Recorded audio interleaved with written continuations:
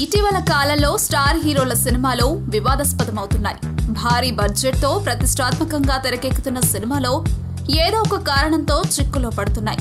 తాజాగా ఎన్టీఆర్ త్రిపాత్ర అభినయం చేస్తున్న జై లవకుశ సినిమాపై ఆసక్తికరమైన వార్త ఒకటి బయటకు వచ్చింది. ఈ సినిమా విషయంలో డాషింగ్ డైరెక్టర్ పూరి జగన్నాథ్ అసంతృప్తి వ్యక్తం చేశాడట. ఈ విషయాన్ని ఓ ప్రముఖ ఆంగ్ల పత్రిక ప్రచురించింది. టెంపర్ సినిమా సక్సెస్ తర్వాత ఎన్టీఆర్ తో మరో సినిమా చేయాలని భావించిన పూరి ఓ క్యారెక్టర్ ను ఎన్టీఆర్ కు వినిపించాడట. అయితే అప్పట్లో పూరి సినిమాకు నో చెప్పిన ఎన్టీఆర్ అదే క్యారెక్టర్ ను జై లవకుశ సినిమా కోసం కాపీ చేశాడన్న ప్రచారం జరుగుతోంది.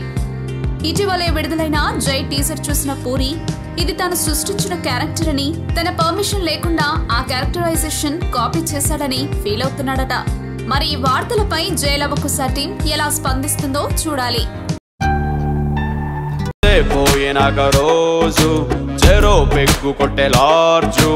మైకల్ మదన కమరాజు